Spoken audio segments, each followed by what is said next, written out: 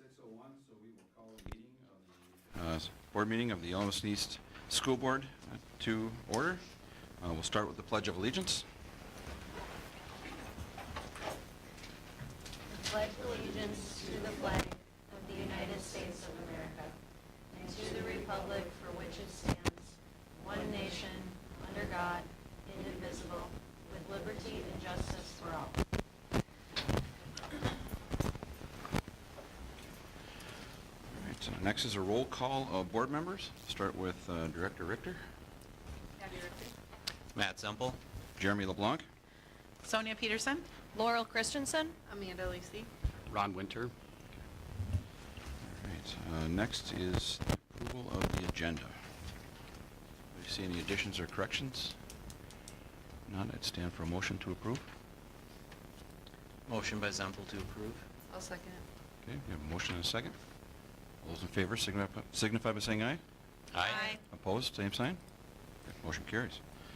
All right, well, reading of the YME mission statement. Director Semple will read that for us. Our mission is to provide a caring environment of high expectations that prepares every student for a successful future and instills the value of learning. All right, thank you, Matt. Next is public address to the Board of Education. Does anybody wish to address the board? Seeing none. Move on to the consent agenda. I have a motion to approve the consent agenda. I'll make that motion to approve tonight's consent agenda. I'll second. There's a motion and a second. Is there any discussion? Hearing none. All those in favor signify by saying aye. Aye. Opposed? All right, motion carries. Reports. Burt Rainey Elementary Report.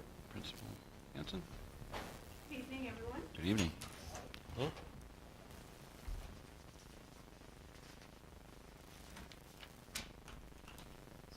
lots of clips tonight.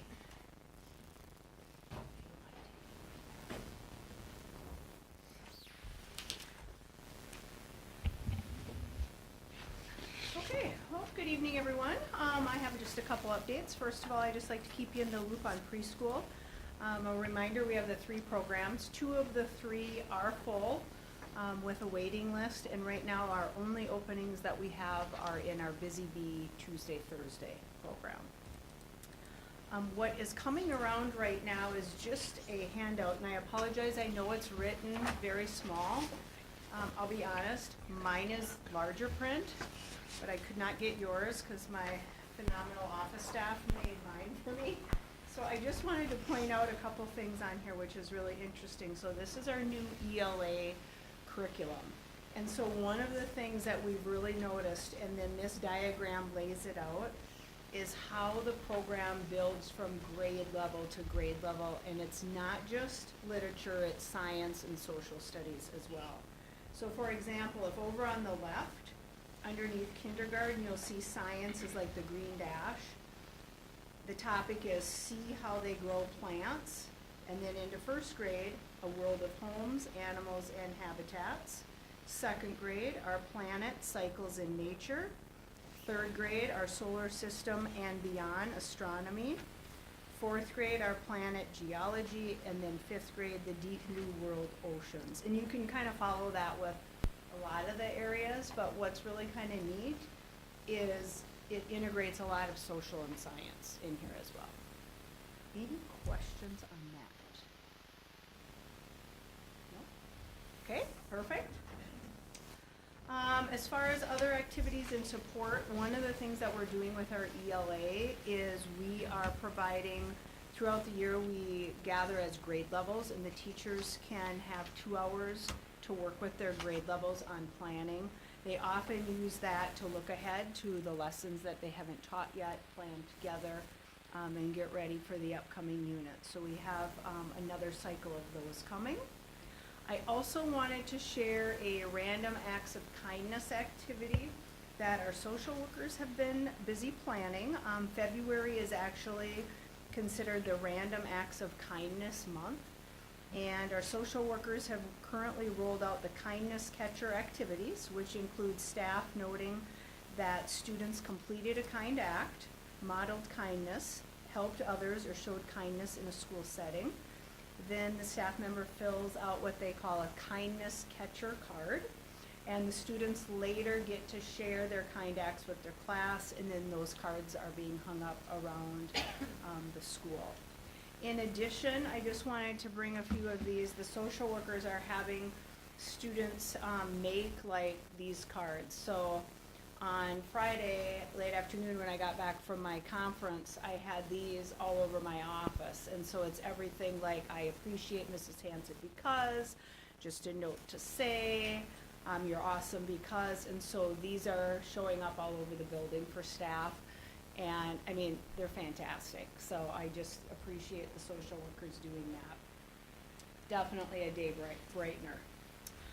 Last Wednesday, Thursday, and Friday, I had an opportunity to attend what I reference as MESPA, but it's the Minnesota Elementary School Principals Association Conference in Bloomington. There were approximately 450 other elementary principals there.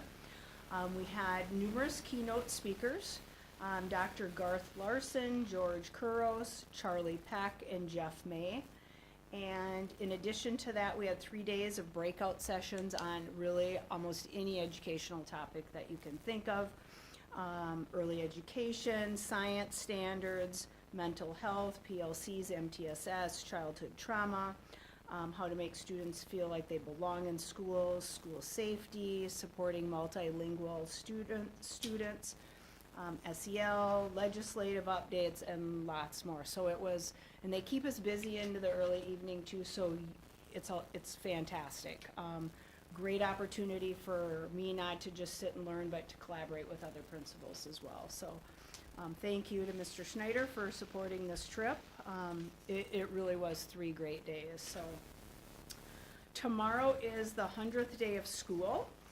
And so in elementary fashion, we are celebrating the 100th day with lots of activities happening.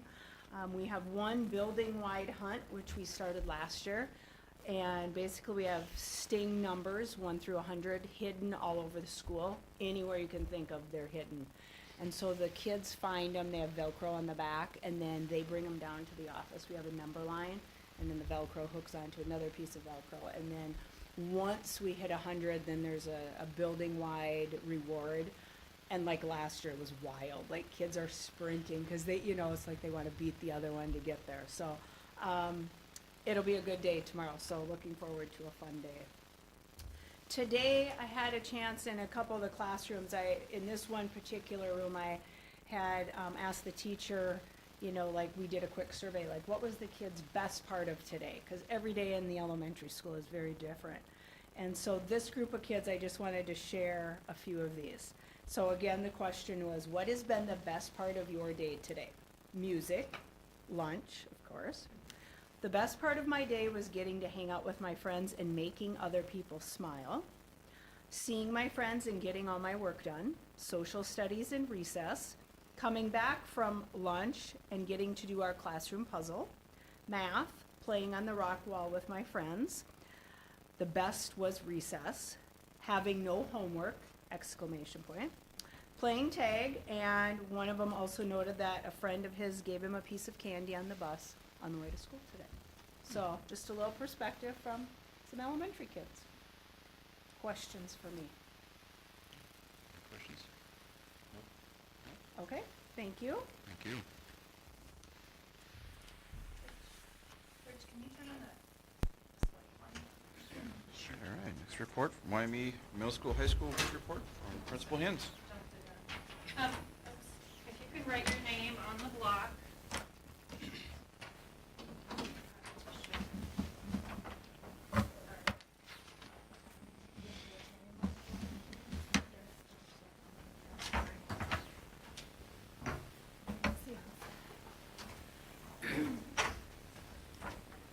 You might be a little confused at why that is in front of you, but it'll make sense hopefully in a little bit. Where are we at? Boardroom?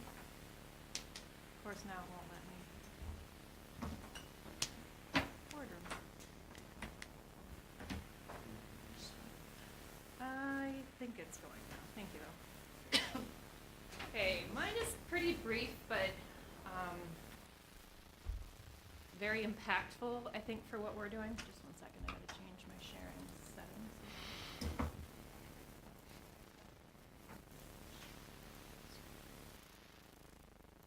One second.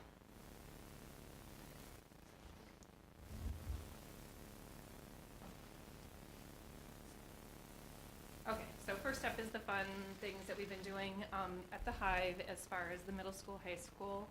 And I decided to update my picture because one of my best friends from high school said, "You look so different in that picture." And I don't know if different was like in a nice way or a bad way. So then I went on Magic School and I created myself an avatar. So I'm going to use that one from now on and see if she has any smart things to share with me. So we do have a lot of things coming up. We've got the ACT prep course on Wednesday, February 19th, and then we're going to be doing a course fair, which is going to be new again, and then course registration for Wednesday, February 26th. This last Friday, we were supposed to have some individuals from the service cooperative come and work with teachers on their goals, kind of do like a mid-year check-in. And unfortunately, neither one of them could attend, but it was a really amazing, incredible day I got to spend with the staff in the morning. So I met with these people. I met with Mr. Schulte, Ms. Klosek, Mr. Lindstrom and Hafer, Ms. Hafer, Mr. Shackelford, Mr. Suter, and Mr. Wallum. So what we did is we sat down and we took a look at what their goal was for PLCs and QComp at the start of this year and what data they collected. We just finished midwinter winter testing for STAR, so we added that data back in, and I think it's one of the most healthy things we've done as a staff is to really dive into our data and see if we're making our goals. So of the 7 people there, 5 of the 7 have already met their goals, so they're like, well, now what am I going to do? And I'm like, well, we're going to go for more. We're going to shoot for higher. The other 2, one has to wait to finish up some ACT testing, and the other one gave the second half of his assessment to the sub, and unfortunately the sub helped all the kids with the work, so he's not going to count that data because it's kind of tainted now. So it was very reflective. I think people were feeling good about where they were at. So we have that coming up in February 21st and then March 7th. So every single teacher will have a midwinter check-in with. It was just going to be the service cooperative people, but I think I'm going to go in and sit on these 2 because I want to value their work. So, coming forward with that, you can read the newsletter whenever you have a spare moment or 2. Also, after that on Friday, we brought in Kurt Slater. He is from Till 360. So the entire district had a virtual presentation, kind of like a keynote for all the districts. I can't remember if that was in October, maybe, Lisa? October, Kurt Slater? Yes, October, Kurt Slater.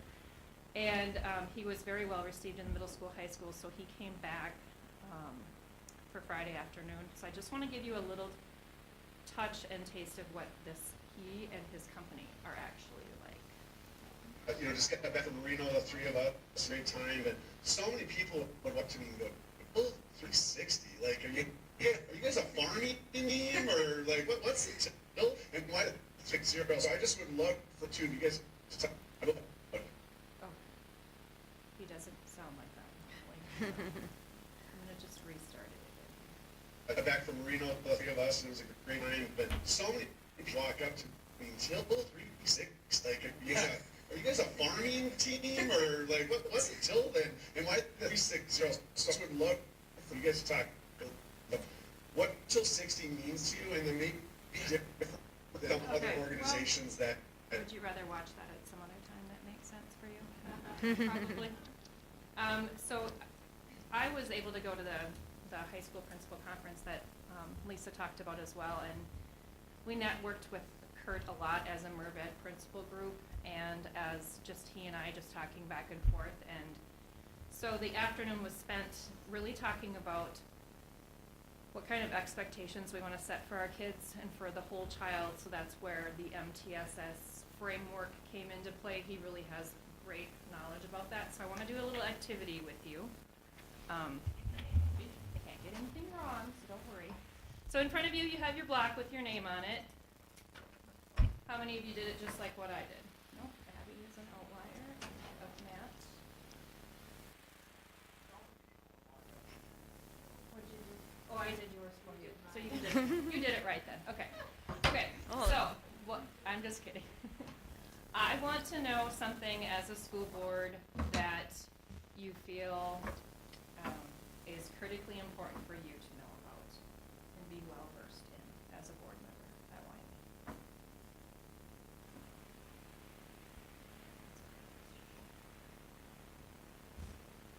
I think the culture of our school, how the students are feeling, the Yep. staff's feeling is very important.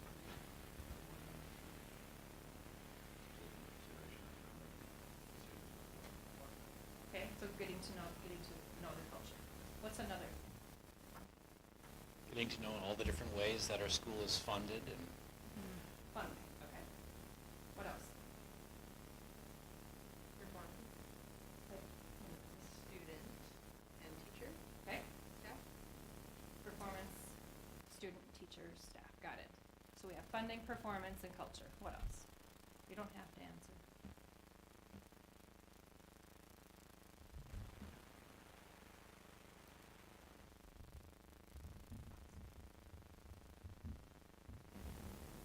Our facilities keeping up with the needs of our teaching. Okay, how are facilities keeping up with the needs of our teaching? Great one, okay. All right, so let's pick one. Let's pick finance, just because that's an area that I know Rich would appreciate me growing in more. I just expect the money to be there, and so I just send it. So what we're gonna do right now is, we're gonna create a model where you're going to place your block on this table, so you're gonna have to get up and move, and you're gonna place your block where you feel you fall as far as MTSS. Are you on the lowest tier, which would be tier 1? Are you needing some more intense intervention and understanding about finances, or are you really needing like high level, I need to sit down with one person and help me understand finance? Does that make any sense? Okay, now you have to build something. One. Okay. Maybe. I don't know the box on me. Go upside down. It can go any which way you want. Upside down. Denise? You aren't participating. It's okay. Nice. I didn't want to be on the top.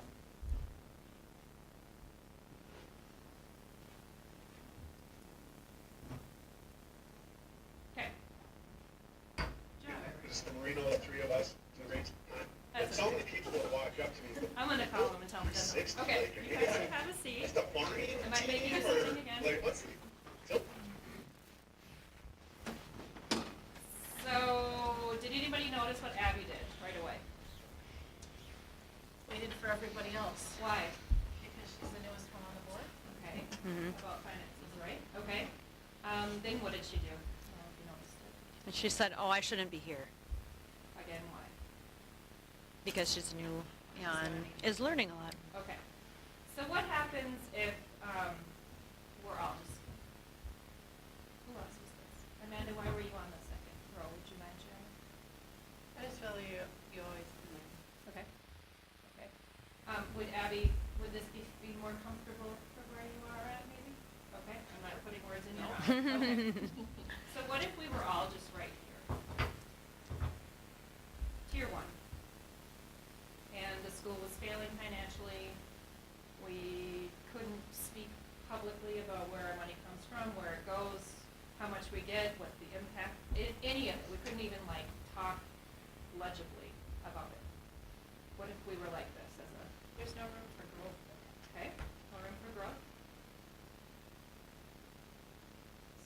So I should blame Abby right now.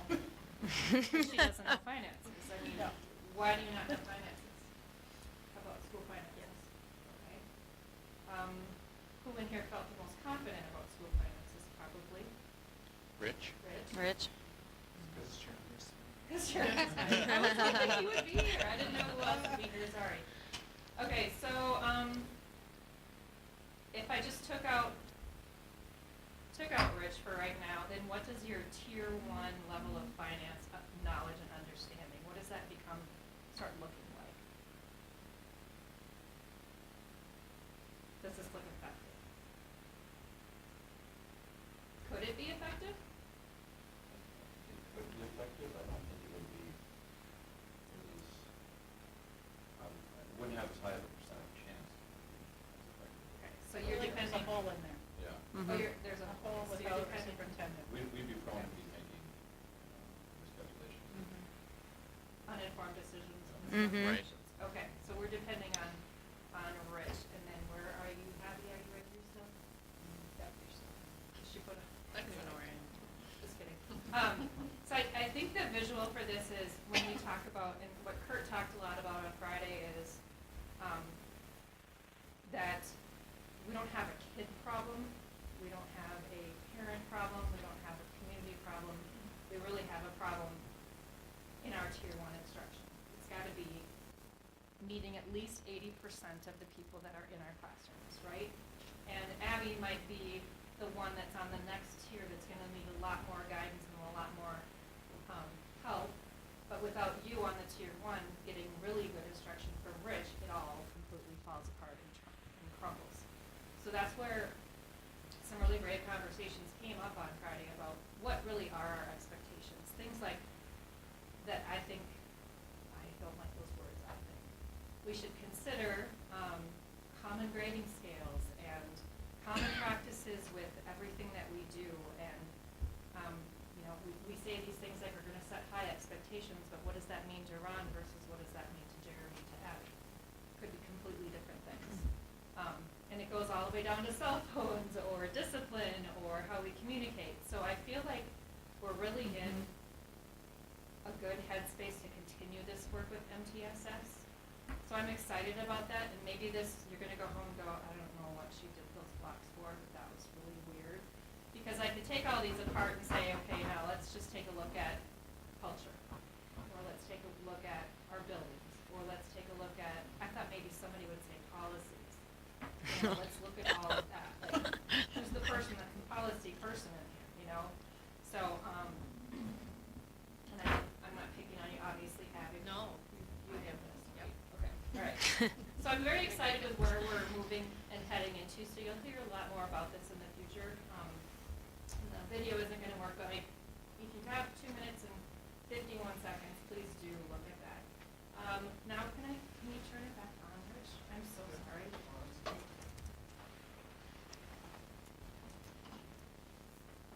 I wish I would have been able to talk to you. So we talked about the newsletter, we talked about MTS and progress monitoring, and then what falls in that.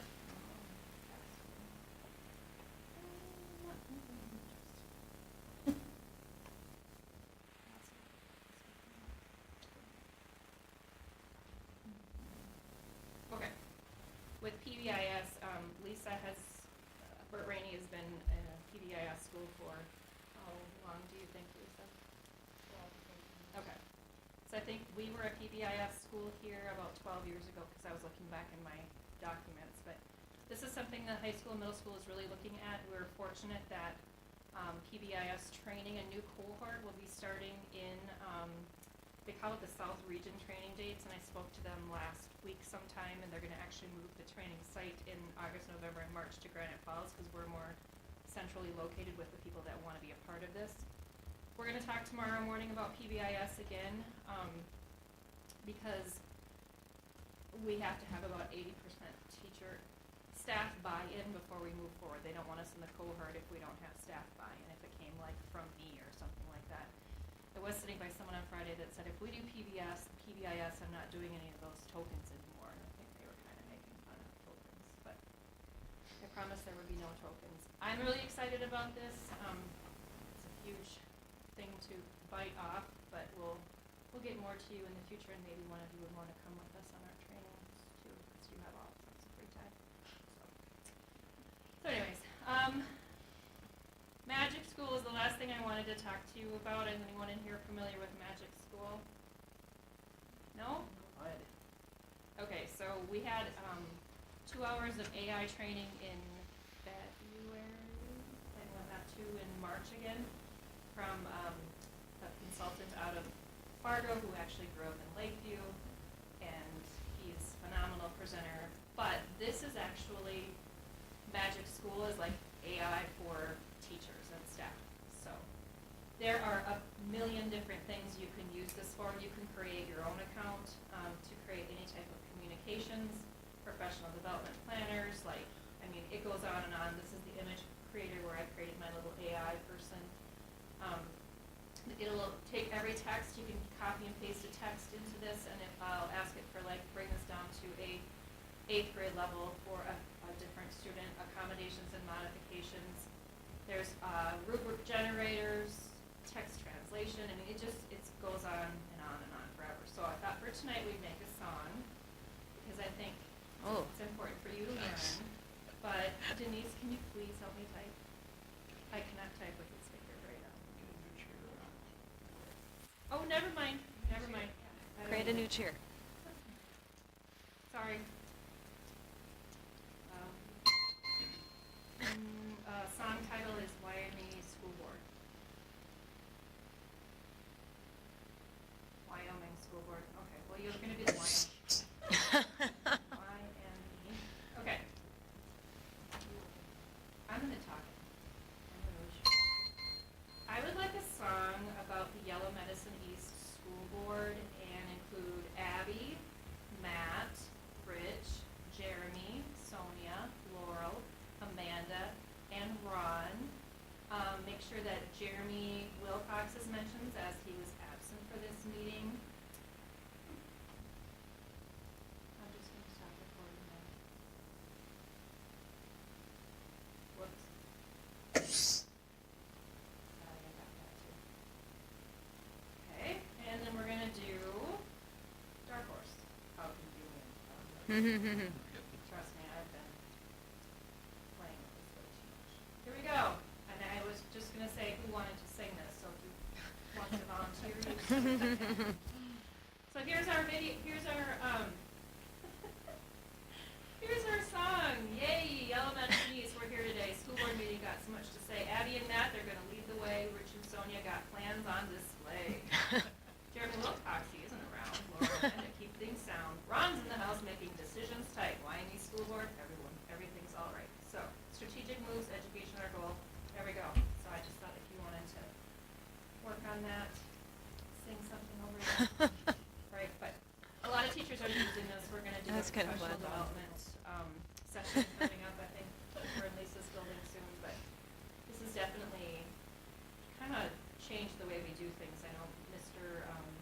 Lallam was doing fitness dice. And he's like, well, I don't know how to assess that. And so we just threw it into this and then gave him a rubric, and he gave the kids a rubric for their fitness dice, and they were like, this is getting really real. We don't want to be evaluated on fitness dice. But yeah, so you might hear some more about Magic School, and you definitely can create your own if you want. So all over the place presentation tonight, but do you have any questions for me? That was really cool. Yeah, very cool. The blocks? Or All of it. All of it. I'll take, you're supposed to be able to take comments like that, all of us. Do you want your blocks? Do you want me to keep them? Are we going to do this again next time? Maybe. Maybe. You better hold on. You better hold on Better to Fire them pit. then. Well, thank you again for all your work, and we'll see you guys down at the state tournament if you're able to make it on there, so. Or on Thursday at the send-off, so. You could sing Dark Horse. Yeah, yeah. I've heard it, so it would be fun. Thank you, Stacey. Yep. All right, Martha's food service update. Welcome. Hi, everyone.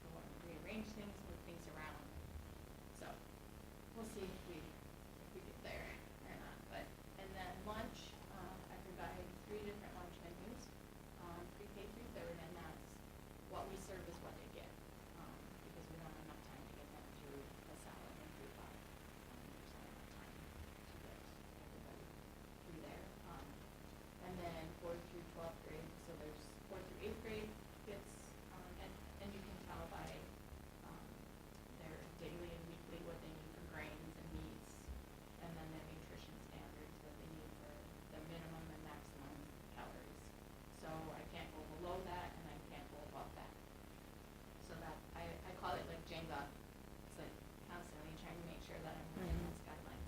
I always try to make sure that I'm at the highest when it comes with the sodium, because that's really difficult to try to meet those standards, especially if you have like pizza high dish and, you know, higher sodium foods. So then I have to watch where I put that at in the week with other items that might be higher sodium. And then vegetables, of course, they want us, you know, to serve as many fruits and vegetables as possible. So I usually have either raw or hot vegetable on the line.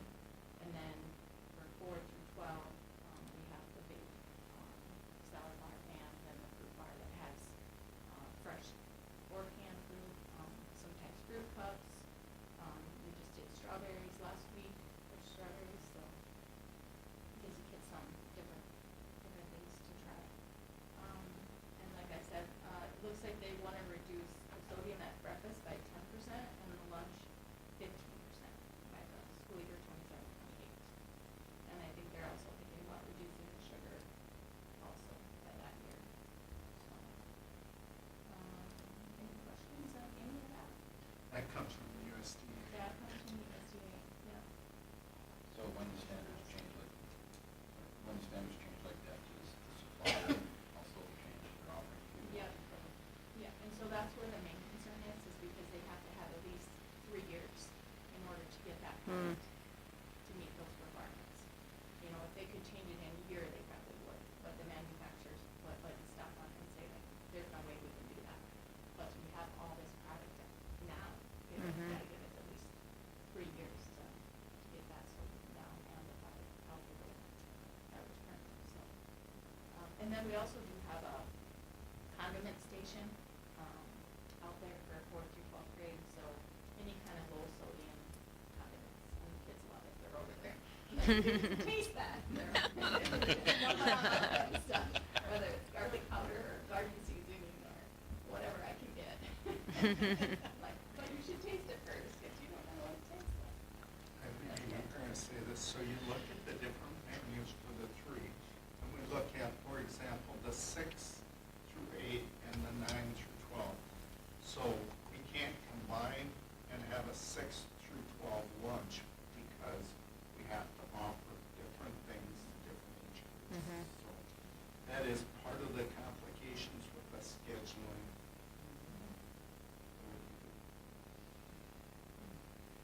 Yeah, right now we have a little break in between, which gives us a little bit of time to set up. And then we also have to count.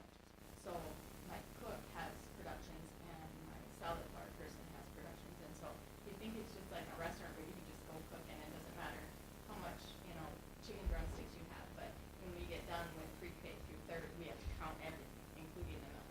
So we have to do planned, served, and then what's left. And then same for 4 through 8, the same for 9 through 12. So it's not like you can just keep Yeah. serving the product and keep going. And those, when I have a review, they look at all that to make sure, like, what you planned, what you served, where is it going? You know, they want to make sure it's not walking out the door. Is it getting thrown? Is it getting fed the next day? So there's a lot of other logistic things behind it. And then with the salad bar production, they watch all that too, make sure we're offering all the red, the greens, the oranges. So, and Jenna does that. She has her production sheet with all her guidelines for cup, half a cup, and then she has to fill out the whole production sheet every day and what she had out there. Any other questions? I have a question. What is the, you put in here, you joined the Western Minnesota 5 group. Yep. What exactly is that? What is that doing? So I was part of Southwest Cooperative, Okay. but I didn't feel like I could call anybody. Okay. There was a big group, but we didn't hardly meet. If we did, it was like a big surrounding area, and you never had time to like visit, because you're just like nonstop, Right. going from one agenda to the next to the next. So Julie from McCray, I've known her from the beginning when I started here. She kept trying to talk me into, you need to join our group, you need to join our group, because they're at the max now. So I was the last one to join the group. Thank goodness. So this group, we actually meet once a month as dietary managers or food service directors. And then we just discuss, our bylaws and, plan our meeting in August, well, it's July this year, but, that all of our staff meet. They have to have between 6 and 8 hours of training every year. So they have to have training on offer versus serve, civil rights, all that stuff. So we have to make sure we meet all that. So being part of this group, is huge because now I have somebody, several people, that I can email. So this group is obviously working much better than Yes. the last group. Yes, yes. And then also attached to that, which I didn't put on there, is the Minnesota School Food Buying Group. So being part of that group, we also have a Minnesota Food Buying Group. And so what that does is we have to go through this and we have to decide what products we want to order. So it's a big, huge spreadsheet of, apple juice, orange juice, anything and everything. And so that way then they take all of our information and then they try to go out for bid for us, the Minnesota School. So we don't have to, because it's a lot of work. So then they do that for us. So, and then they try to bring that product in at a lower cost, because they know how many of us are gonna order. So that, I'll talk about that thing, but, and then, so IFD, that's my, decided to take on all kinds of new stuff this year. IFD is my new, food service company. They're actually out of Wisconsin, Indian Head Food Service, excellent company. They carry so many different products. I wasn't able to get that before. Good. And then if there's something that we're interested in, we can talk to the, Minnesota Food Bank Group and see if we can get it, or to IFD. Just say, hey, we're all interested in this, can you get it? And they're always sending stuff every month about new products, or, this last month was a power plant. It was just a mixture of cabbage and carrots and all this stuff. I mean, for goodness over, and the kids loved it. Never think. They would, but they did. So I'm very pleased with them. They are a great company. And then Panagold, that's a new, we were with, Bimbo, another name, but, switched back to Panagold, that's been going good. And then Trio is just an extra paper company, that Julie kind of said, hey, look into them also because, paper products can be cheaper. And I found that with gloves, paper cups, paper plates. So I kind of compare to make sure that I'm getting the best value between IFD and Trio. And then, the commodity dollars. So those dollars are based on our free and reduced students, but it's also based on how many eat. So sometimes kids go out for lunch, or field trips, or whatever, I try to encourage the staff not to do fun things over lunch. Maybe have it later in the day for a snack if you want pizza, because that hurts our entitlement. Or take sack lunches, which helps, because then we can still finish the students in. But then they take that rate and they take it times the federal amount. So then those are the quantity dollars I get for next year. So whatever my numbers are this year, that's what I'll get for commodity dollars next year. And what that means is I'm working with, so being part of the Minnesota Western Five group, plus this other group, I'm also doing 2 other things. So normally in the past, the only thing I knew how to do was brown box. So, which means you have very few selected items that you can get. So diced chicken is always gonna come diced chicken, plain, no flavor, whatever. Canned peaches, pears, that kind of stuff. So I didn't really have a choice.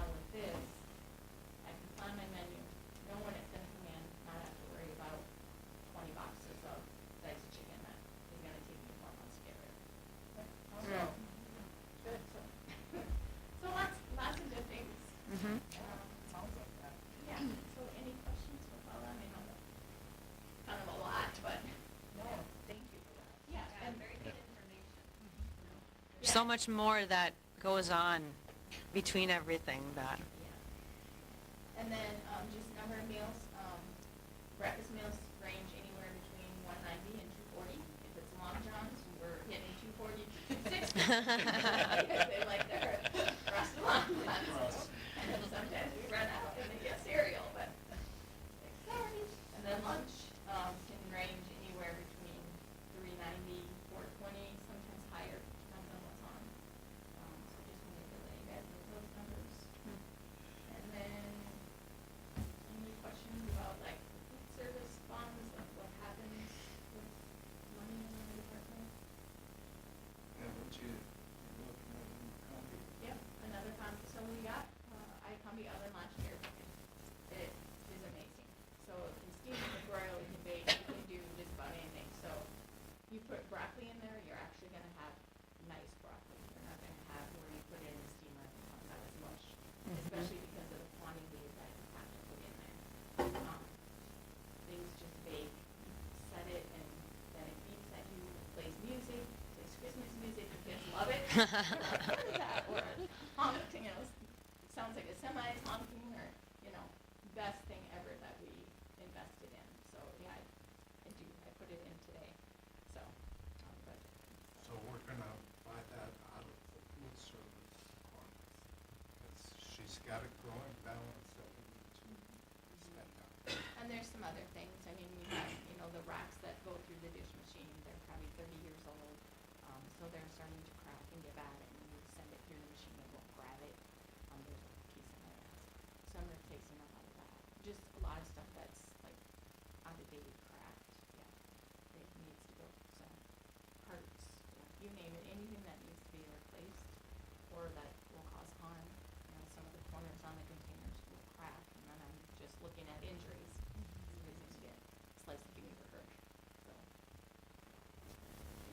With the addition of the combi ovens, we have Yeah, yep, we got rid of one conventional oven, well, two, they're double stacked. So you take out two and you get two. So when I buy this, and that's what we currently have, is a double stack. So, and then we'll take another one out. And then I'll still have one just in case. I do all the updates. You can set it up, where it'll automatically do it, but some things otherwise It's body. here and there. So I just do it myself. That way I don't have to worry about if it decides to update when we're busy or whatever. So I just do it on off time. So with our food service balance, can we buy like other stuff like ribeye? God, I'm asking this for a friend. Because it's awesome. I've been asked that by students, lobster or ribeye or, I'm like, no, sorry. How about you go home and ask your parents? It's actually So they think they're gonna ask you. Yeah, so I think the point probably is you're not trying to buy low-cost commodities to let that grow. You're spending, we're not trying to cheap out at all. No, and actually a lot of the products that are on this K-12 and processor link, it's good products. The chicken and they're already, even if I haven't looked into diced chicken because I'm getting tired of serving diced chicken because there's only so many things. I mean, we use it in our chicken Alfredo and our chicken taco, but if I had more options, I'd be able to put more things on the menu. So I like that. Yeah. I'm going to McRae on Monday for a meeting, and then she's gonna kinda help me, because you gotta know the different calculators and how to calculate it, because it goes by calculator, not necessarily price. But I still have to learn all that, but it's exciting, I'm excited to bring in some new products that can be different. And I try to visit with the students as much as possible with foods that they like, they don't like. And then I usually meet with a whole bunch at the end of the year. I brought some, Lisa brought some over at the end of last year, right? Yeah, to see what we would do for this year. And then Crystal got a whole bunch of 6 through 11 graders together and came out to the lunchroom. And what do you like, what do you don't like? What do you want to see for next year? So I'll probably keep doing that every year. Yeah, That's a good idea. that's a great idea. Because they're the ones that are eating it, so. Right. They just wanna figure out what they like. Especially since it's free. Well, right. Right. We want students to choose it now because it's healthy, but it's also free. Mhm. Little impact on things. Any other questions? What's the students' feedback been on the new menu changes this year? I think they like it. I mean, I kind of based it around what they wanted last year. Mhm. Because I had the menus ready, what I had, and then they were like, no, we don't want that anymore. You know, so kind of went with the overall, sense of, yes, we want that. Kind of went up there and then I bring in new things and then see if they like it or not. Mhm. So we'll see what the teriyaki chicken that goes over. And sometimes I have to base it on different age groups too. Right, Mhm. yeah. Sure. Other kids might not like that Teriyaki. through third, so then I Mhm. might have to just go back to popcorn chicken or chicken nuggets and then do pepper chicken.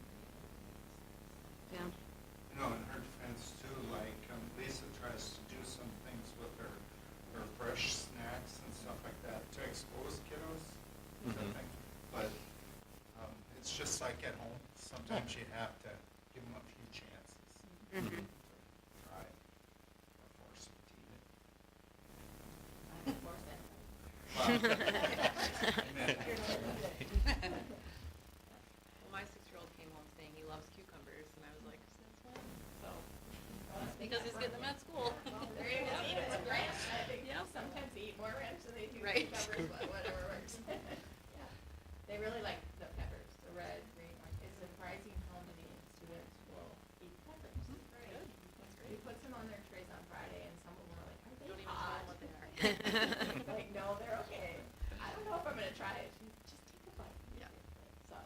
So there was quite, some that got thrown away, but that's what meat that are red and orange that day. So it's good for them to see different meals. Mhm. However, you brought that one yesterday, and they liked that, because I was up in one recently. Do you have any extras? They loved it, because, I think really in those, Yeah. so it's really easy for them to eat. Mhm. Yeah, it was in a different one. It's like a mandarin or Yeah, something. it was another different one, they loved it. They like the oval apples too. Yeah. So I also do another calendar for Lisa, a snack one. So, okay. And me and her work together on that to see what they want, and she wants a lot more fruits and veggies. Veggies are a tough one because we tried celery, which a lot of that they get on the tray. So they don't want it as snack. Yeah. But I heard a lot of comments on the oval apples. They really like those. A lot of They love them those. I did. Yeah, so.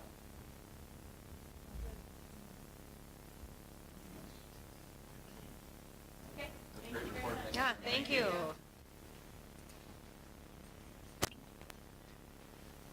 up, we have the American Indian Annual Compliance Report of the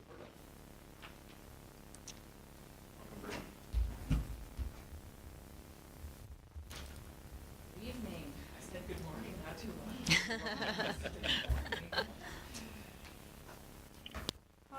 Yeah, so I have the annual compliance, that I have to do each year, so I'll just kind of read through that. Minnesota statute requires Minnesota districts with 10 or more American Indian students to have a parent advisory committee. To be compliant with this statutory requirement, districts are required to submit annual compliance documents to the Office of Indian Ed. Also known as the vote of concurrence or non-concurrence, annual compliance is a valuable opportunity for the parent advisory committee to meet and discuss whether or not they concur with the educational offerings that have been extended by the district to American Indian students. The district's parent advisory committee meets one time per month, with a public meeting being held in November. If you recall that was new this year, we used to have the meeting in the spring, but due to some changes in the federal government, that had to be moved to November, so we had that this past November. At the parent advisory committee meeting held last month on January 15th, we reviewed the compliance documentation. This document serves as the foundation for how the, quote, district is fulfilling the measurable goals of the program plan reviewed and approved by the Office of American Indian Education at the Minnesota Department of Ed. So I don't know if you've taken a look at the document at all, but you're able to see the measurable goal for the focus area, the progress toward that goal, and then whether or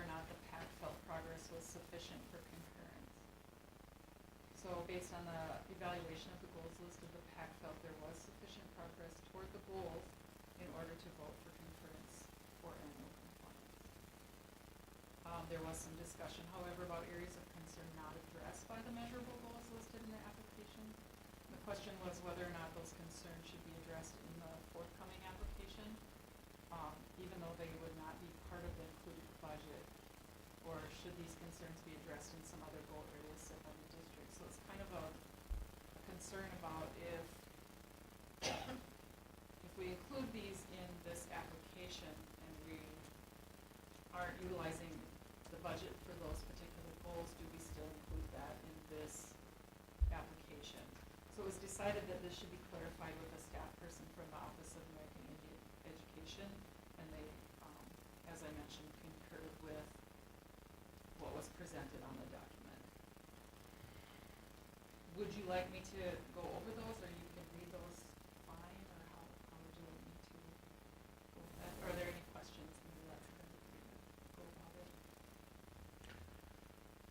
Well, I'd like to hear the items that weren't included. So the concerns that we want to kind of try and talk about are staff development and training was kind of an area that was of concern. And they had met with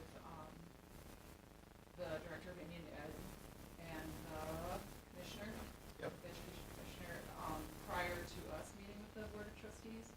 That's what I meant by they. So the Board of Trustees from that Pursuit community met with them and talked through some things. And so one of the concerns was staff development and making sure that our Indian education aid was not fiscally responsible for that the district funds should be utilized for staff development. So in writing this application, and I think that's included in a goal area, but this application and this aid doesn't pay for that, should that be in this application, or should that be stated in a goal in some other area within the district is kind of the question. And so staff development was one of the areas of concern. And there's still concerns about the accountability or looking into special education is still kind of a concern about because of the discrepancies in the percentage of Native students that are on an IEP and considered having a learning disability. There's still some concerns about that. And there again, how does that look, and how can, what part needs to be funded and things like that. So those were kind of the two areas that were discussed. I would say those were the two big concerns.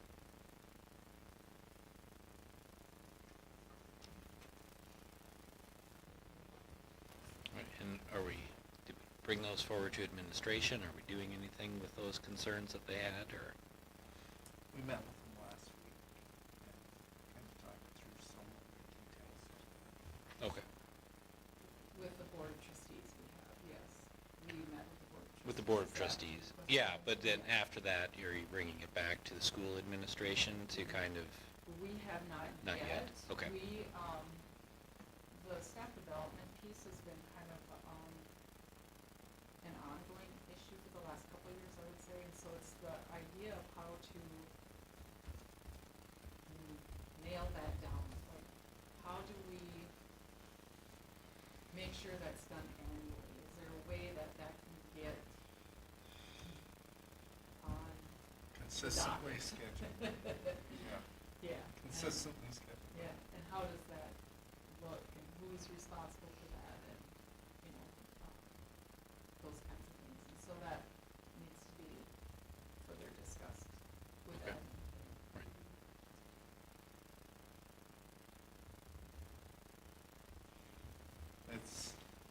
And I said the same thing out there. We just have so many things that we have to get done.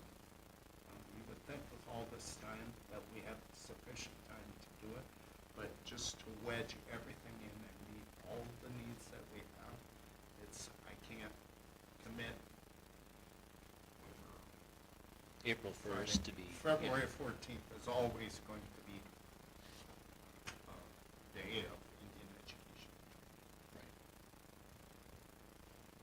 change every year too, the requirements, so.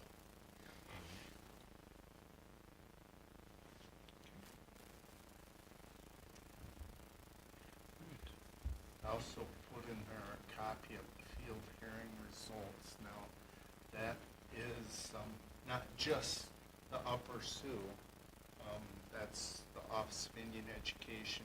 They're required to do that every year, and this year just happened to include Upper Sioux community. We as a school are not privy or whatever, we're not part of that meeting.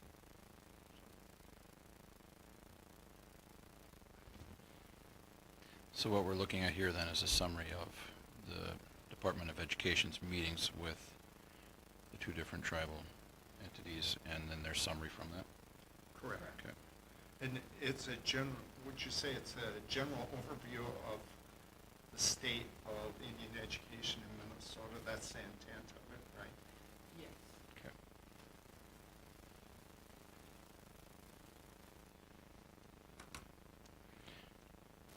So we had some discussion about a lot of these same kinds of things, but yeah, they're very, I felt productive. We just have to figure out some of those, continue to look at some of the concerns that keep coming up, some that keep coming up each year. So we just keep plugging away at those. I felt good about the concurrence, and like I said, we'll just meet with the state and kind of figure out those glitches there about, do we include that or not include that, or where does that go on the strategic planning goals? Like where does that goal fit, and then who's accountable to that?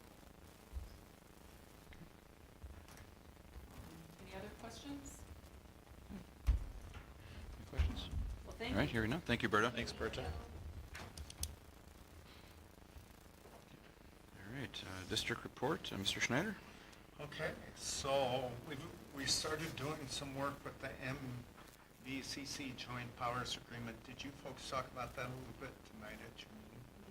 Okay, so you kind of are aware, really it only involves RCW and us with our intent of making some adjustments. So, for example, Tara doesn't have to do 2 separate payrolls. And you would think it would be really quick to do that. It is not. It's, and we're starting to get where HR has taken on a bigger piece of what we do. And so as a result of that, because it is a burden with 2 districts, I am starting to get nervous that something will fall through the cracks. And so I think if we move to one joint powers agreement, one financial system, we're going to have less of those problems. We're going to be much more efficient and allow us to make sure and monitor things as we should. So, legislative update, as you folks probably have saw here over the past week, the House of Representatives did convene.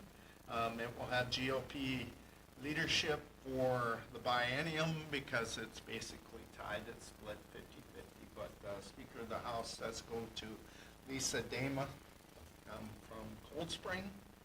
And so, but for all practical purposes, it is no majority, so they're going to have to work well together. Senate has continued to work, but it switched from being split 50-50 to a 34-33 Democrat majority with the swearing in of the newest Democrat. I don't know how you say that first name, Doran Clark, of the city. So that one was based upon some changes or some things that happened up there within that district. Proposal would require notification. So there's a few things that I'll try and keep you apprised of that make me a little nervous from my perspective. The first one is notification of parents about violence, harassment, or bullying within 24 hours.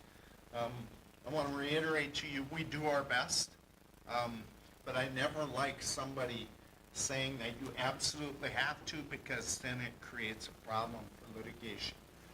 But if you take a look at it too, it's also opening up a portal where parents would be informed of any of those incidents, even if it did not involve their student. Well, it seems to me that puts a little bit of a target on our back, so that makes me, that part of it, which is tied all together, makes me nervous. So, I'm not a big fan of that. The 24 hours of notifying the victims and definitely makes sense. There's talk of making changes to short call substitute license. Well, right now, we weren't able to jump into that because wasn't really willing to pay $200 for somebody with an associate's degree to sub. There's talk of change to that. We would definitely be interested in that if that could happen. That would allow us to gain access to more substitutes that could substitute within our classrooms. So there's some things that come along with that, training, etc. Unemployment insurance, a little concerned with that. Right now, we're expected to run out of that money this summer. That would then become an expense to us. So if they don't give us a revenue stream, even if they give us one more year, we're still going to have to start to figure out where that money is going to come from.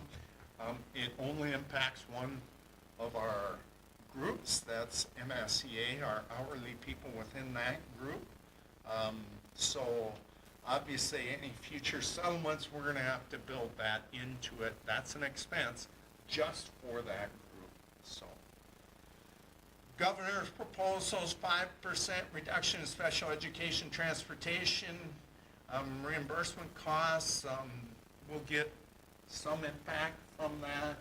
Not substantial, but it's still 5% of that cost. I would anticipate we won't notice it a lot, but stabilization of compensatory funding, we were held harmless this year.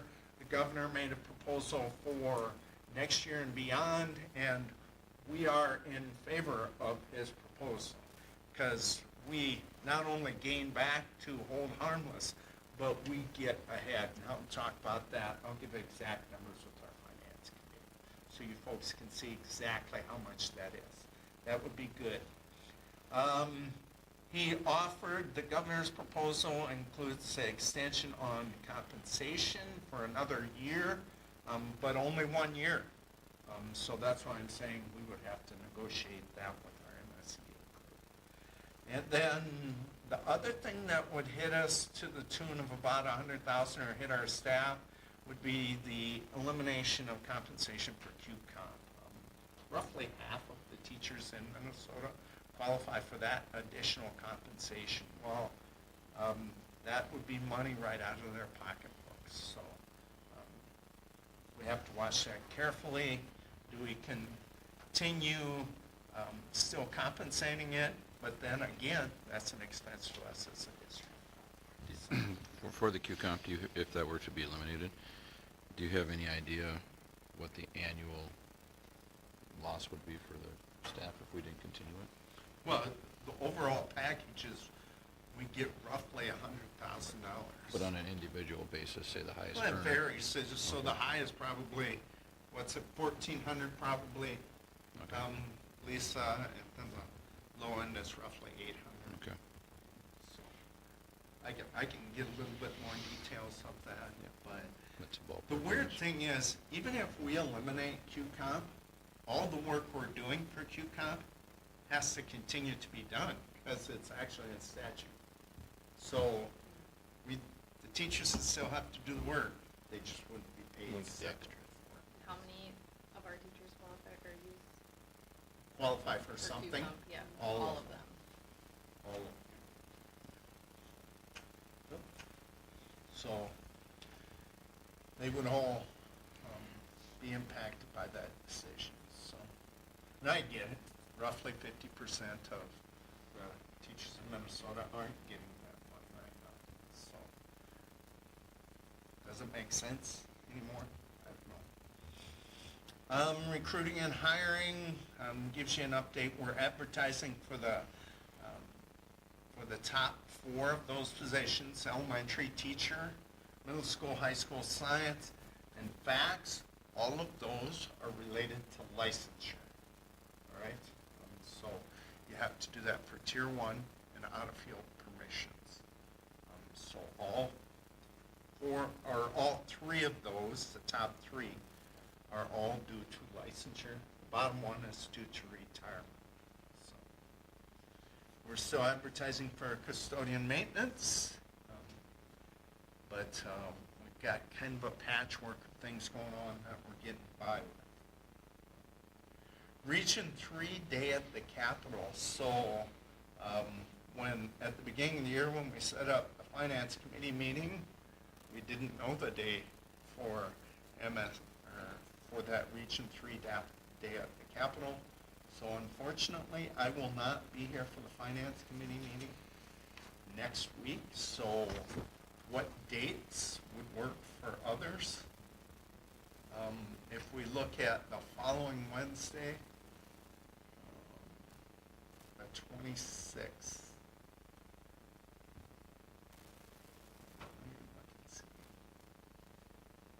I do not see anything. That works for me. Me as well.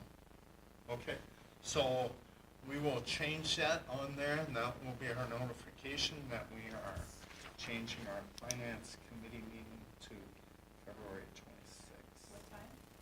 And same time as usual, 5:30. 5:30, is that the time? Does that work? 5:30. Sure does. And like I said, I'll have some of those figures there for you in terms of compensatory meetings, stuff like that.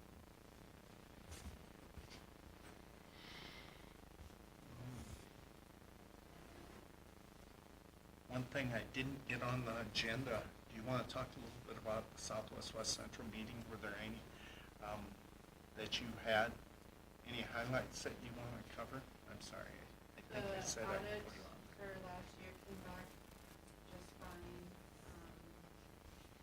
We're working on, possibly doing some updates to the Headstone ELC building. They currently don't have a nursing station at all there, so that's something that's needed.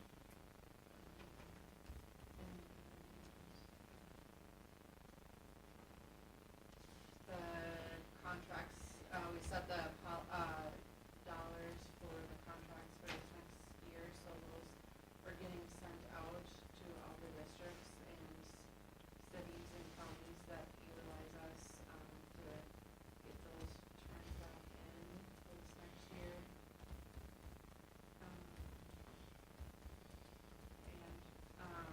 We got a tour of the new building for that new admin building for Southwest West Central, and they're on track for moving in mid-June, so. It'd be nice if you know they're in the old mall. Yep. So. Yep. The only thing left that'll be in there when they move out will be, the races that's in there, and then whoever owns it, that has the cars. Is for sale, that's the only thing that'll be left in there. Seth? Other than that, Southwest is hopping and busy and. Thank you. That's all I have. All right, thanks, Rich. Moving on to committee reports, technology. I was not able to attend. I was in a meeting in St. Cloud that morning. Matt, were you there? Yeah, I was there. Let's see. They kind of went over some of the cleanup that we have from projectors that just didn't get fully removed from classrooms, just to make sure that the survey's done and gets noted so that they can go in and take them out when they're rearranging rooms in the summer. Sometimes I forget to look up, so. That was one of the agenda items, just to kind of get all that old tech taken out. Auxiliary gym speakers, there were some issues with the intercom messages out there. So they're looking into figuring out how to make those more audible out in those areas, so. Let's see.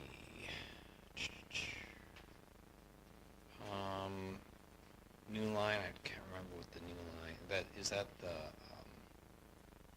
what does new line do, Rich? Those are the screens. Is that? Yeah, this should be these things. These screens, okay. So,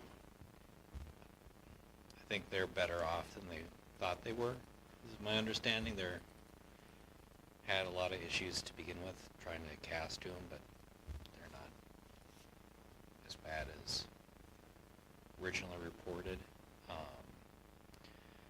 They talked about, they're not replacing docking stations for the computers right now, but they did budget for some to be replaced, just wear and tear. But they didn't, with the new computers, they didn't budget for those to be replaced in mass.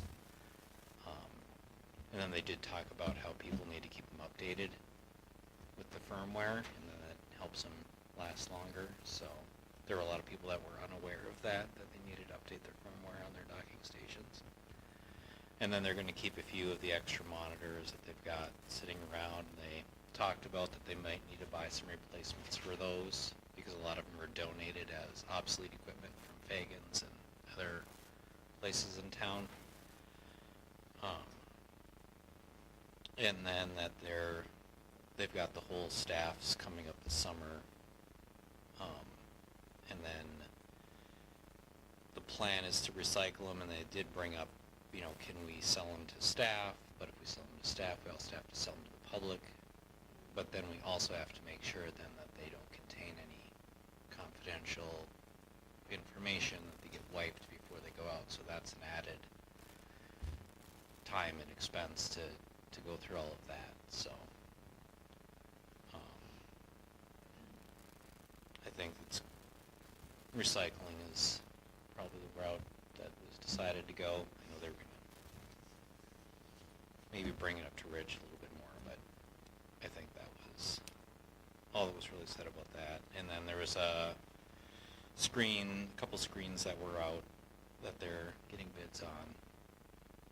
And then Mr. Suter agreed to do a Go Guardian training for other staff in the various buildings on using Go Guardian for the students. And then they're looking at,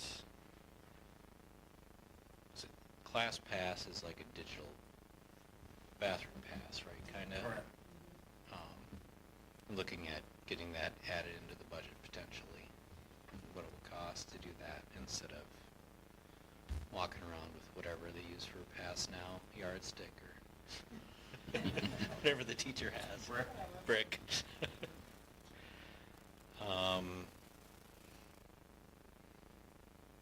And then they were talking about trying to get additional budget for some additional 3D printers, and I'm sure that will show up on the buildings and grounds at some point or something.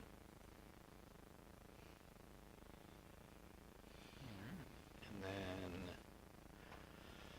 oh yeah, they did talk about the AI training that Mrs. Hins brought up, and they were going to try to start implementing AI into classrooms more. That kind of stuff, because that's the wave of the future. It's like calculators. It's new technology that makes things easier.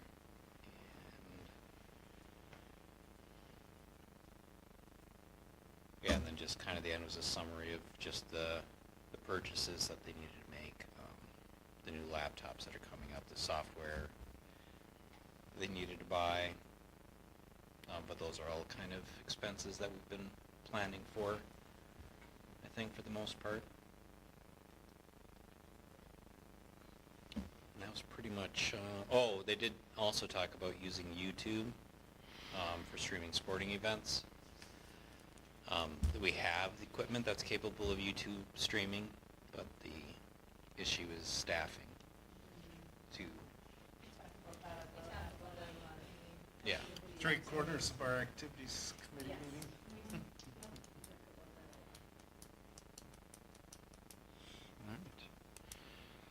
All right, thanks, Matt. Next is the Building and Grounds Committee. All right, I'm getting the head nod over there. All right, talked about the bleachers, the upper bleachers in the gym. We got a quote for doing handrails on those. It's $19,589. We did have a fall earlier this year, so I think getting the handrails on there is pretty important to move forward with and look at. So, I don't know, Rich, were you looking for guidance on whether to move forward, or is that just something you want to move forward with? I think we run it through Canton Okay. LTFM. Okay. But that also buys us time, remember, we want to try and get those bleachers all the way out. Yep. And Yeah, that's the next part. The bleachers aren't fully extended, so we'll call it the home side of the gym. Those bleachers are extended out all the way. They've been extended out for some time because they had the same issue with them not extending out. So they brought in the football team and the wrestling team and just yanked them out. So that's why those are the way they are. They tried to bring the other ones out for the dance competition, and it got about 80% of the way out, 90% of the way out, and it just stopped. So, and we used it kind of as is. From there, we looked at it, and there's some motors with some, picture like tracks from like a bulldozer or something like that underneath there, and those lost traction with what's there. So I don't know. We're either going to look at the floor to see if we could roughen up the floor, or if there's some way we could get those to work again. So we had a bleacher company here looking at them, and they basically said they're 45 years old. It's time. So we're looking at options to limp it along if we can, or if we just have to yank those out and leave them out too. But problem with that is that's where the batting cage is. So, and I know sections with wrestling is coming up. So they were looking at some ideas. So we talked about that quite a bit. We're working on rebates for the updated lighting we put in. The sign damage, I don't know if you noticed the sign or saw the sign. It's not there anymore. Got run overs, so working with getting quotes to replace that and what we need to do there. Sounds like the insurance company is going to pay. correct. Okay, to replace. For the start process, we'll see what they're willing to pay. Yep. We went over the capital outlay and long-term facilities and maintenance budgeting list, what we budgeted for, what's been bought, what hasn't been bought, just where we're at there. Making great progress. I think most of it's been purchased. I think there's a few accounting things that maybe need to catch up, because it looked like the money hadn't been spent yet, but we were pretty certain it had been. So still, I think we'll probably review that one more time as the next time we meet. We talked about smudging ventilation a little bit. The area in the art room isn't working as well as we had hoped, so we're looking at other possibilities of where we can do that. And what it would take for some ventilation in whatever areas we identify. So it's a work in progress. Talked about the controller on the chiller. We're still not able to find parts for that, so that continues as of now. It's winter time, so not as critical, but I think as things warm up, it'll probably become an issue again. Talked about the new combi oven that Marlis had brought up, and the intercom system issues we're having between the two buildings, getting a communication cable or a Cat5 cable strung between the buildings so we can maybe look at a solution there. We toured the building for possible smudging locations, and then looked at the bleachers in the gym. That was it. Any questions? Can I ask, and I don't know if you would maybe know the answer to this, but back to the smudging, that the art room is not working as well as we had hoped, and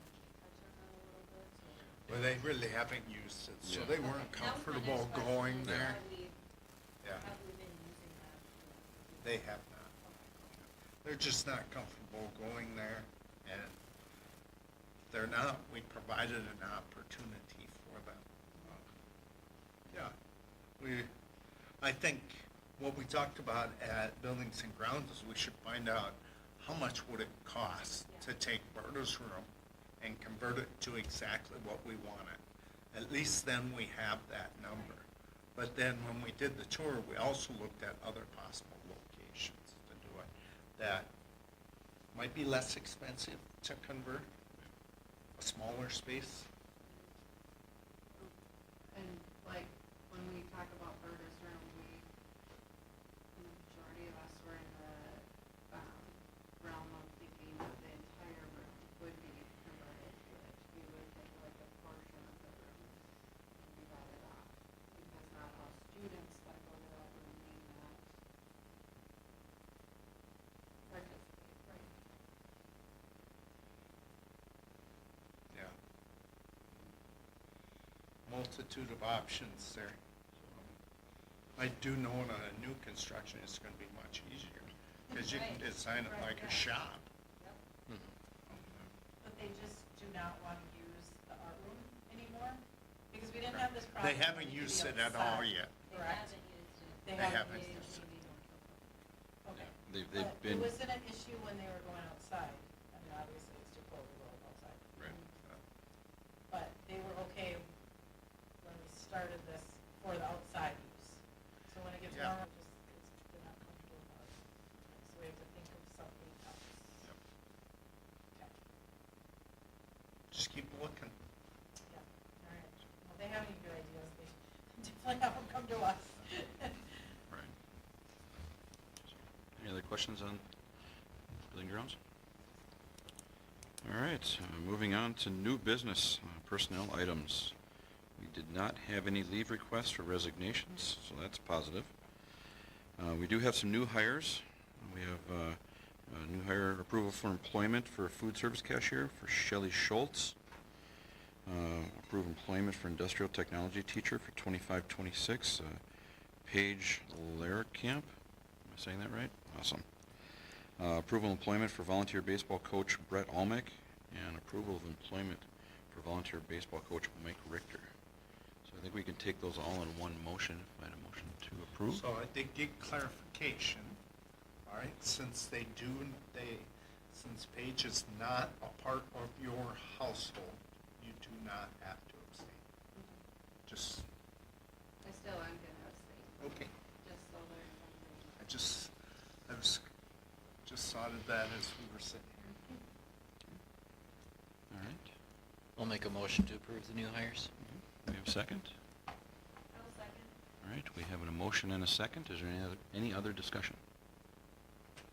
All right, hearing none. All those in favor signify by saying aye. Aye. Opposed? Motion carries. Next is the adoption of the resolution directing the administration to make recommendations for reductions in program and positions therefore. So I know this is an annual thing that we do every year, just so we get it out there early enough so that if there are reductions that need to be made, we're able to do so. Yeah, based upon those, the parameters within there, like declining enrollment, budget cuts, etc. Okay. All right. With that said, yeah, it is a resolution, but we need a motion. Is there a motion to approve? Motion to approve by Zempel. And we have a motion and a second. Is there any further discussion? All right, hearing none, this is a roll call vote, so we'll take individual votes. Ron Winter, yes. Amanda Lucy, yes. Laurel Christensen, yes. Sonia Peterson, yes. Jeremy LeBlanc, yes. Matt Zempel, yes. Gabby Richter, yes. Motion carries. And policy updates. We have the approval of the second reading and adoption for policy 512, school-sponsored student publications and activities. We approved the second reading and adoption of policy 608, instructional services, special education. And approval second reading and adoption of policy 609, religion and religious and cultural observances. Is there any discussion on any of those? Is there a motion to approve these three? We can take them all three in the same motion. I'll make a motion to approve. Okay. Is there a second? Okay. There's a motion and a second. Any other discussion? All right. Hearing none. All those in favor signify by saying aye. Aye. Opposed? All right. Policies are carried. Discussion items. The first item of discussion is the summary of superintendent goals for 24-25. So these were our goals when we met last year and talked about my evaluation. We kind of put together, worked together to develop some goals here. And so I believe there's 3 goals there. The first one is provide leadership to strengthen school community communications and relationships. And reviewed the evidence there. That's how we would know. We looked at, so I gathered the information from our fall 2022 survey. We'll also get that information from our survey that will come out later this week. So we'll add that to it. Then we can use that then to guide some of our information as we target any decision we make based upon that survey. So I just put in red there some of that information. You'll notice probably some that are lacking some, meaning that it's not done, or, just basically I haven't done that yet. Update social media presence, for example. We've used Instagram in a limited fashion. We really still continue to focus our efforts on Facebook. I know that's not ideal, especially for the younger generation, but we just don't have a smooth way of communicating. I don't even know if Instagram is really hanging on, or if it's all just shifted to TikTok or not. Don't forget I'm not Snapchat. on either. Snapchat, yeah, Don't forget just go on Snapchat. Snapchat, is that still a thing? All right. Apparently. Maybe that is. I don't know. So newsletter to patrons, due to no effort of mine, Crystal generates a monthly newsletter, so that's out there. Community Education puts out a booklet on a quarterly basis. Neither of those are, well, the monthly newsletter is new, but the Community Education Bulletin is not. So, weekly updates to the board, I continue that to meet that goal of increased communication. EMYME meetings, I meet with them monthly.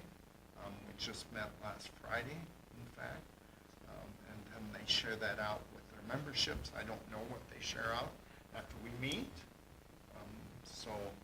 but I meet with them regularly so they can at least bring things to me at a lower level before it gets to you folks.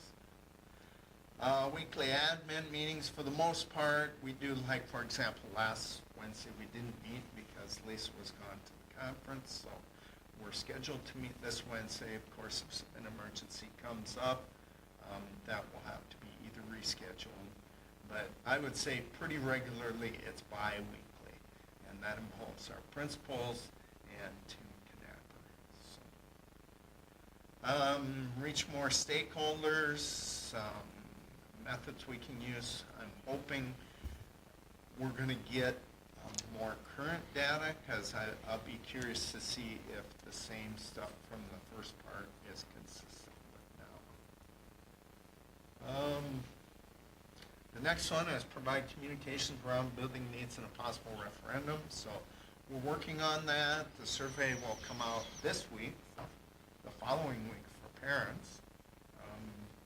As you know, if there are questions about that, send them my way.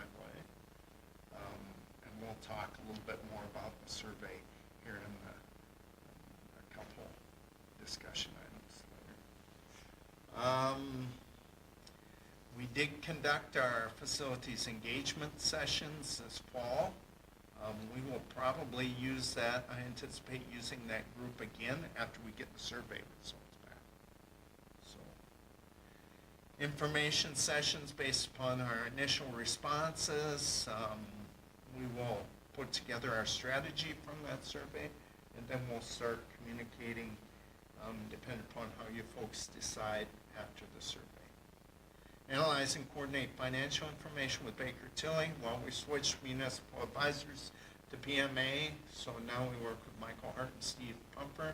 They've been here pretty extensively. Good source. I think that was a good switch on our part. So if you have financial information and stuff, we should direct it towards them. Please let me know. Develop communication protocols. So I did develop an org chart. Not me.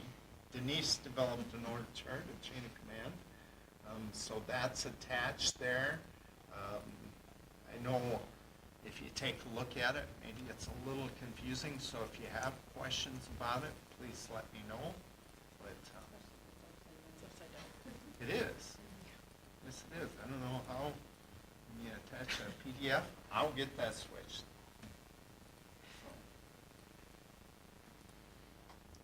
how's it get upside down? I have no idea. Read it upside down. It's not symbolism for how we operate. That's a We can good try it that point. way, We though. maybe need Let's to try get that it. rectified pretty quick. Bottom up. That's a good point. So, internal controls document, that's currently a work in progress. If you recall, it's something that we didn't have really laid out, what's our purchasing process? And so we're kind of in the midst of doing that. We have done some things like, for example, you've seen it with fundraisers and procedures for approval. We have put out some things to our staff. It's going to take a little while for them to learn and to remember to use those protocols, but we continue to work on it. The communications protocols document, that's a little bit more extensive, and that document's meant to be like, if you have a problem with transportation, who do you contact first? That will take a little time, but admittedly, that is not done. Update the employee handbook. Denise and Tara did a ton of work on that this summer. It does look different, but it will continue to be a work in progress.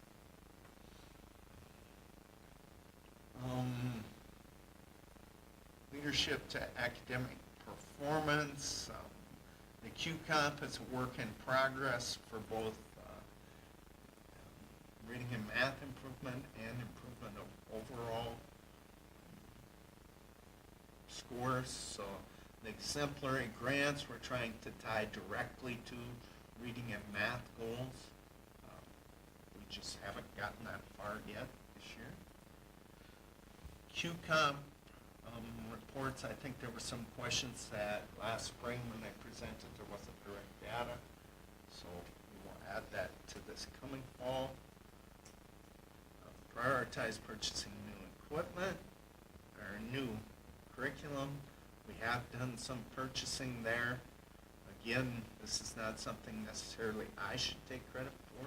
Lisa did the CKLA and Stacy did the SAVAS. SAVAS is our new math curriculum.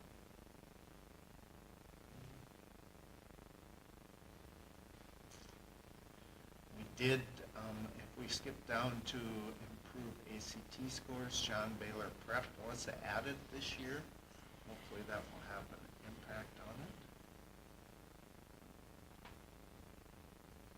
Financial resources, negotiate agreements, that's a constant in progress, so we'll enter in this the last year of our EMY&E contract. So we'll start that negotiation process. I did attend a workshop today, negotiation seminar from MASB. So so that should help a little bit with preparing for the spring.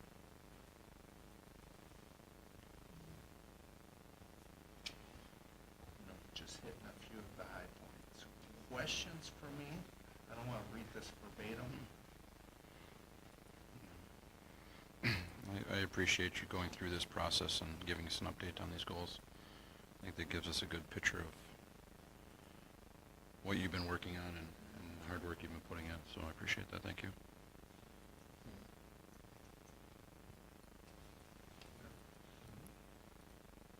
So, at least that's a measuring stick for the next part, which is. Yes. All right. So any questions on Rich's update? Okay. All right. The next item is the review of the superintendent evaluation for 24-25. So you'll see the form on here is pretty similar to the one we did last year. I know I was probably the biggest critic of the one last year after we did it, that there wasn't enough space to add comment after a set of questions on a certain area. So a lot of the questions, I think we pared down a couple of the categories, but I'd say 80% or better of the questions are all of the same. There might be one or two new ones. So this is all of the areas that MSBA recommends we evaluate on, and then they have a bunch of sample questions we can take a look at, and that's where they come from before. So we just organized them a little bit better and gave an area for comment for each section. So any questions on that? So that came directly out of this, which is an MSBA Yeah. document. So you folks, when you hop onto MSBA and log in, you can see this and look through it too. So. Also, you'll see attached here is some of the policies that we have for the school district administration and the superintendent that you can kind of review and take a look at, have a good understanding. The survey or the evaluation will be released here. We were talking another week or so, right? Well, I'd like to release it this week. Okay. And then you folks would get 2 weeks to complete it. Right. Okay? Is that by, how is it released to us again? It will be a Google form that she sends out. Okay. I won't see that, and it will be anonymous, so I'll So never this is see. the format, this is Yeah. not the actual. No, this is just a Got PDF it. copy of what the We will be Google form getting- will look like, yeah. Yeah, it'll be electronic, so, and it'll come, Denise will have access. Okay. So a couple weeks to complete it, and then it'll take some time to review all the information and put the data together. If there's time, we'll go over it in March. I know March is a pretty busy board meeting coming up with survey stuff. So if there's not enough time, we'll move that back to April and then review that then. That's the intent. Yeah, I mean, so we'll talk a little bit here in the survey, update here, and maybe that would belong to that same meeting, depending on how long that meeting goes. Right. Maybe we look at. No, how we could do much that too. it's gonna occupy that. Okay. Any questions on the review, superintendent review information? Okay. All right. Okay, and the next item for discussion is the survey update. Okay, so the timeline, is it on the second page of my report for you folks? Yes, Yeah, it yep. was. Okay, so I'm just gonna go through that, the survey information. So, gives you an idea. I emailed, I think my email went out today to staff members, warning them that they were going to get one in their email and by snail mail. Only one of the codes works, so once you use it electronically, your paper one is no good. All right? So that's the intent. Then a few days later, we'll send an email to the parents, and it should start landing in constituent mailboxes yet this week. So people should be talking about it and asking questions, okay? Right now, the deadline is set for March 3rd for return. we have enough time to listen? Question?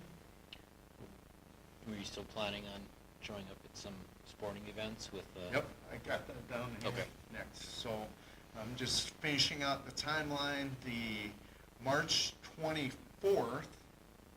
So I know it's listed as 17th, but March 24th actually would be ideal, and that's that second, Not the 17th.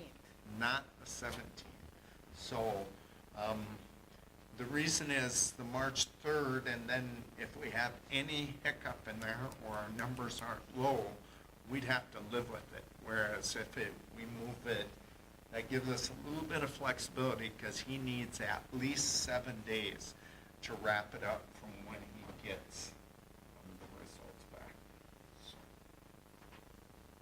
okay, So well, we're session at 6, start at 6 on the 24th. does that work for everyone? Yep. So, So do you have like posters and everything all ready to go? So the posters will just be kind of some of the information Okay. about it. I'm intending to show up locally here. I see you're gonna be at a girls' Tomorrow. basketball game tomorrow night already? Okay. Yep. Tomorrow, you folks are welcome to join me or make fun of me. Out there in the lobby, we'll put those posters up. We found a mistake in one of our posters today. So we'll fix that. We'll get that corrected. The boys' basketball, unfortunately, is on the road. But we do have pep band and marching band tomorrow night. So we could have kind of a good turnout. I'll probably intend to set up maybe about 6:30 and close up about 7:30. I'll put a table out there. That's my intent. Sound reasonable? Yeah. So, yeah. Then, Friday night is the 14th. It is Valentine's Day and state dance is on the road. I don't know if we really even need to attempt it on Friday night. But the last home event would be a week from tomorrow night. The problem is Jeremy and I are going to be in Clarkfield at a city council meeting next.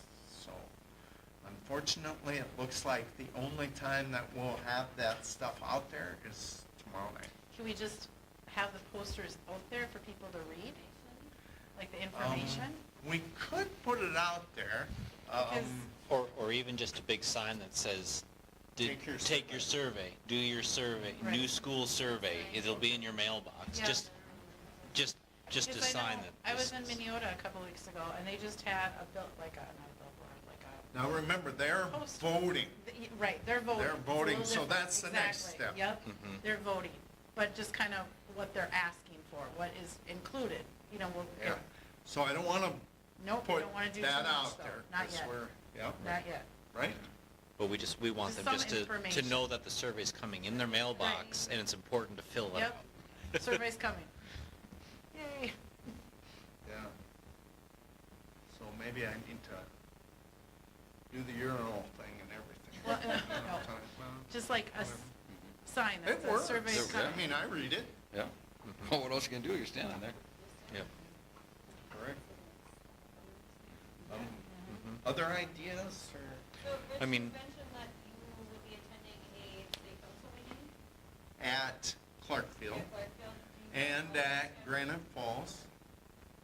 So I sent an email too, so we're hoping to get a flyer in the Granite Falls utilities mailer. So just warning people about it. I did call Echo's, what do you call him, city clerk treasurer.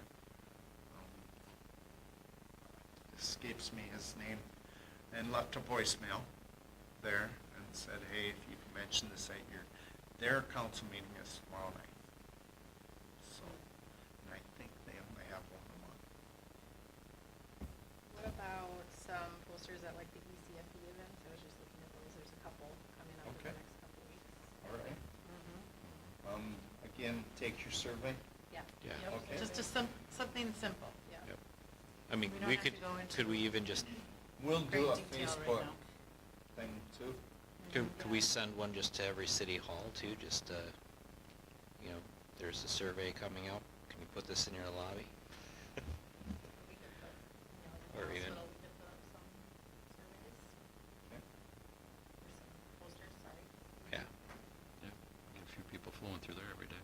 Yeah, and if anybody asks, okay, if they want a paper copy of the survey, they lost their survey, they actually have to call, give us their name, and we have to eliminate their survey from being turned in to get a new survey.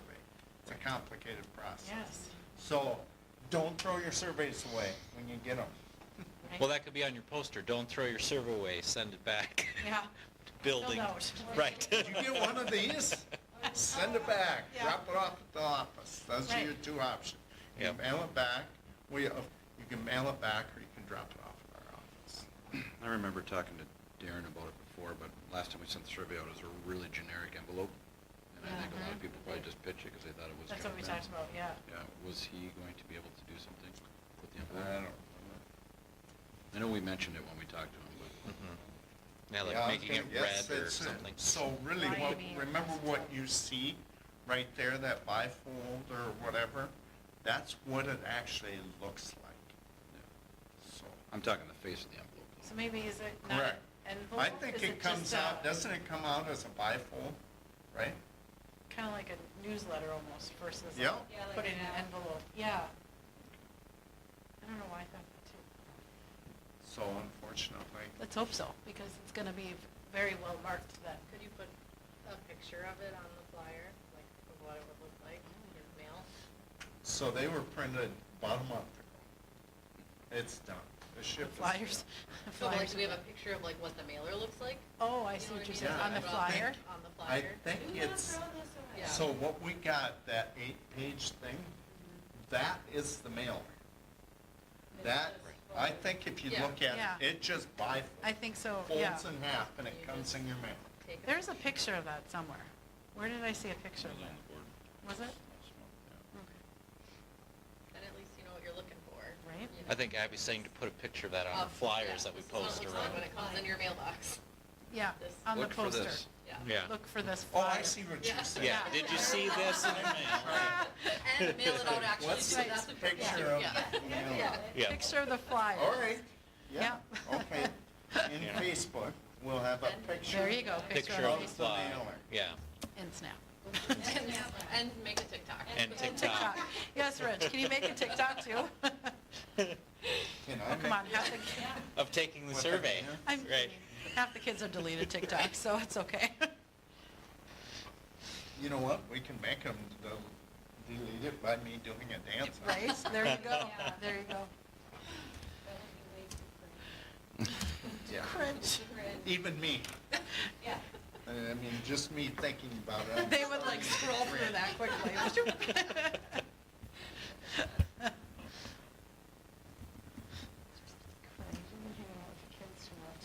hear that a lot. So other things, you know, unfortunately, I couldn't find any information on the Henley Falls City Council. Maybe you know I something. can find out, and Yeah. And of course, when you do find out and pump it up, he really wants to talk to you about the survey. He just wants a survey, that sort of, Just the survey, nothing else, just a survey. nothing else. No, I see the surveys were due March 3rd, Rich. We were supposed to meet with the Grand Falls City Council March 3rd. Does it make much sense if it's due? Okay, remember I said we're gonna Extend it. probably have to Okay. extend that. Okay. Did you want me next Tuesday? Yeah? Yeah. Power- I'm sorry, I even had it written on here and I didn't even say it. Jeremy LeBlanc and Amanda Luis. That would be awesome.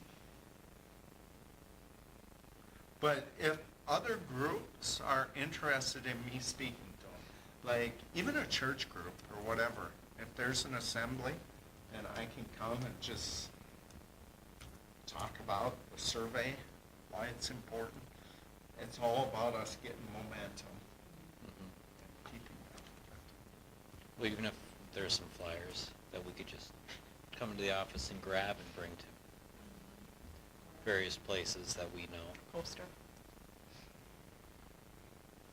Okay.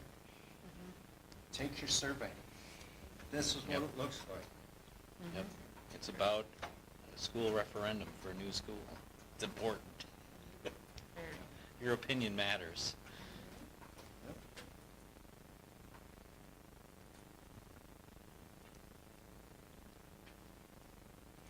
So, and then one other thing, I think Bold used a different system. I think I explained to you Yep. how theirs was different. Yep. So Bold used something, Leatherman, Morris Letterman. Morris Leatherman. Letterman. And how that works is they call patrons, and they only call, say, 150, 200 people, and then they extrapolate that as a representative of your community. That's a different strategy for surveying. So if we get nervous about us only getting 30% of ours surveys back, really, their science of school perceptions is expecting only a certain percentage of them coming back. Isn't 20% a good return? Yes, yep. 20%, 20 to, they're really shooting for 30% is perfect, right? If they get 30% of them back, their reliability is really good. Now, understand that that reliability is based upon their history of districts getting 30% of their data back. That doesn't, you can't say that, oh, only 30% of our people care about it. Because you don't know where that other 70% sits. They're going to base their judgment upon the 30%. Whereas Morris Leatherman, they're going to call and base theirs upon the 200 people they call. Right? Nobody is surveying everyone. It's not possible.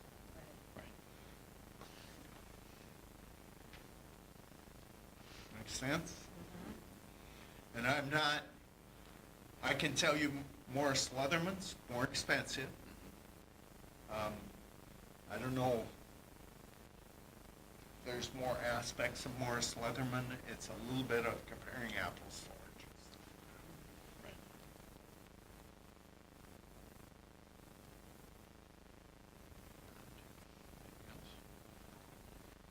Tell friends, neighbors, anybody who listen about the survey.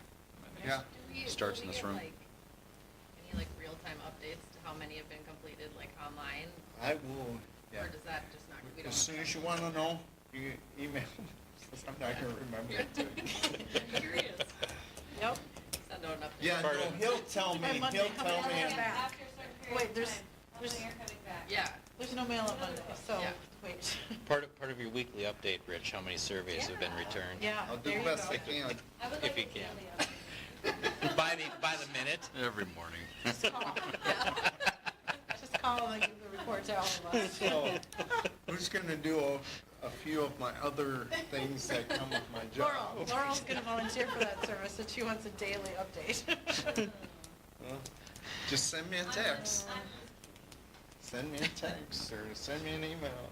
That's how I'll remember it. Okay. All right, well, we'll hope for good things. All right, next item is correspondence. We don't have any that I've seen, so we have the upcoming events, the policy committee meeting on February 12th. No school for an in-service day on February 14th. No school for President's Day, February 19th. Early dismissal teacher PLC for March 7th. Next board meeting is March 10th. The Finance Committee moved to February 26th.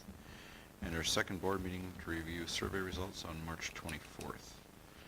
So, I think we should also mention good luck to the Silhouettes.